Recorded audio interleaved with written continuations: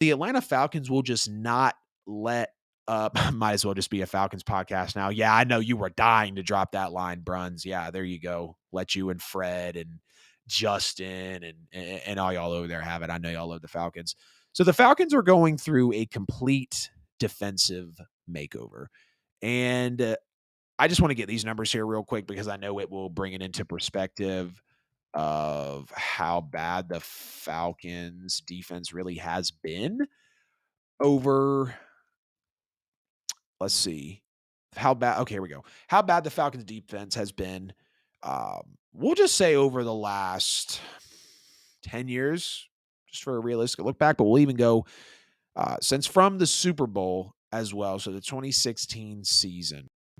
Jeff Okudah was traded to the Atlanta Falcons for a 5th-round pick, or as my boy Stephen Bruns just said, might as well have been a Falcons podcast, for a pack of cigarettes. A 5th-round pick for the number 3 overall pick in the 2020 NFL draft that some people thought the Falcons were going to take. They lose out on Jeff Okudah, end up taking A.J. Terrell with the 16th overall pick. So now you have Jeff Okudah and A.J. Terrell directly next to each other, two of the best defensive backs in that class. And of course, Detroit did not get much return on its investment as Jeff Okudah was only dealt for a 5th-round pick, number 3 overall pick out of Ohio State.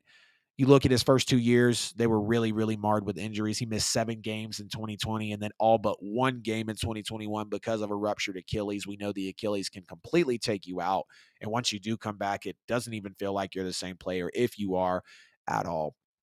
But you look, he did rebound to start 15 games last season, set career highs with 73 tackles, 7 passes defended, got his 2nd career pick and also his pick 6. Now, like I was mentioning earlier, the Lions did pick up C.J. Gardner-Johnson, Emmanuel Mosley, cornerback Emmanuel Mosley, and Cameron Sutton, safety C.J. Gardner-Johnson. So maybe Jeff Okudah felt expendable at this point. They weren't going to necessarily need him, considering they did just bring in those people, like I mentioned, especially Cameron Sutton.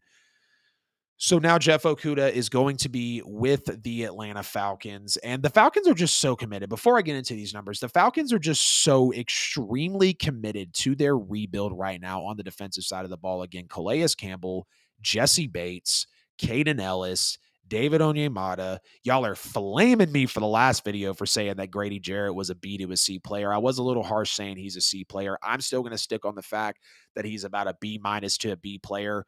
Yes, he's one of the better defensive tackles in the league, one of the better defensive linemen in the league. But I think at times he can be hit or miss. And I know some can say, oh, well, that's with every player.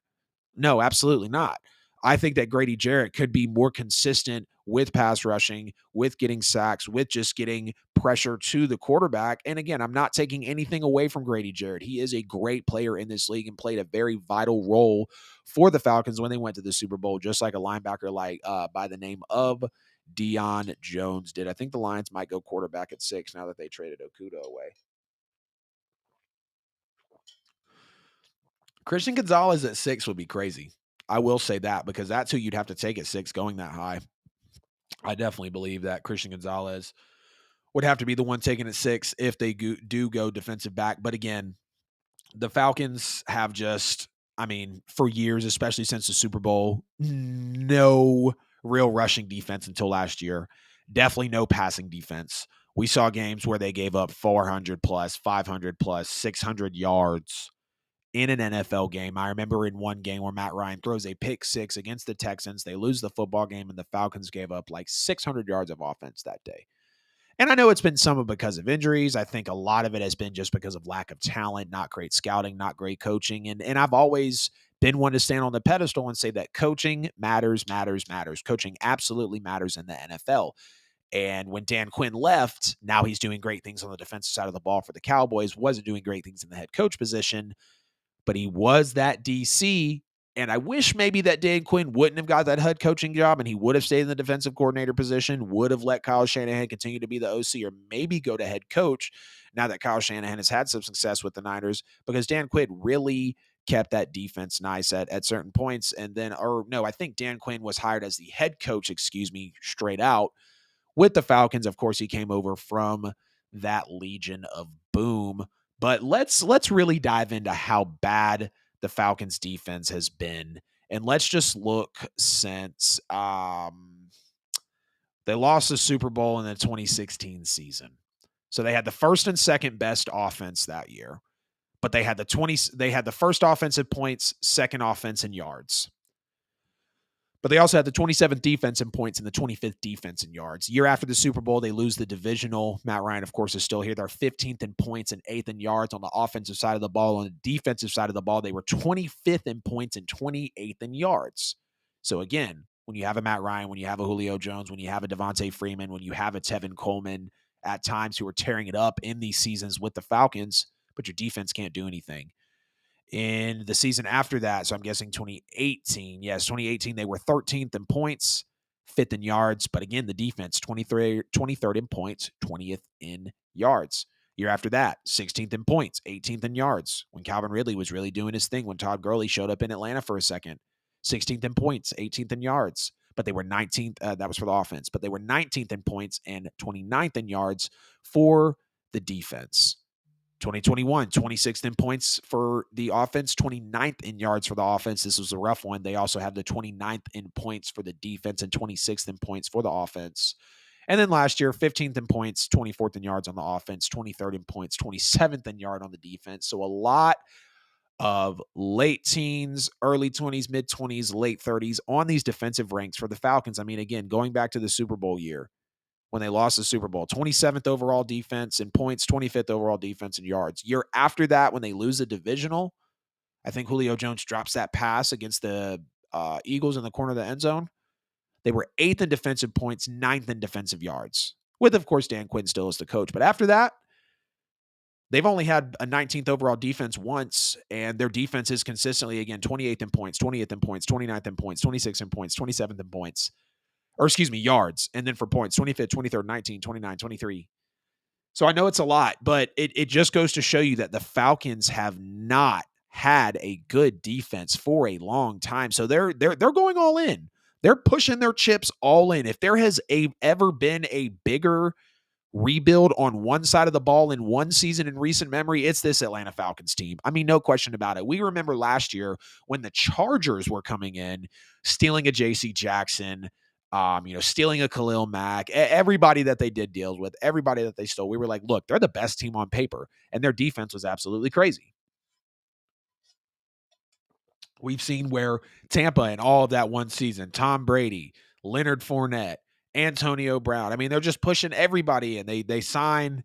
I think JPP might have came over for 1 year. I don't explicitly remember all of that, but we see these chips getting pushed all the way in.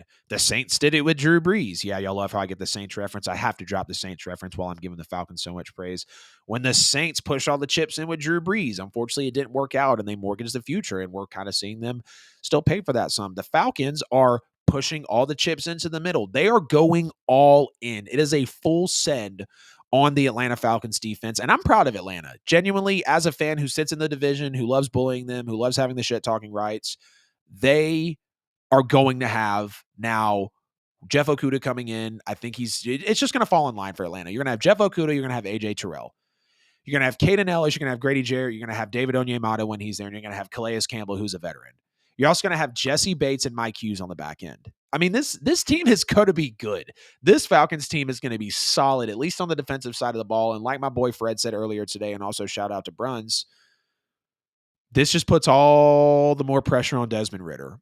All the more pressure on Desmond Ridder, because now you're going to have Desmond Ridder throwing to Drake London. Who knows who the Falcons take at number 8 overall if they don't jump up or move back. You've got Kyle Pitts. Tyler Algier is a stud. Maybe the Falcons are looking for O-line at 8th. Who knows? Not really sure, again, where they're going to go. I have them taking Jackson Smith and Jigma in my first mock draft, Nolan Smith in the second mock draft.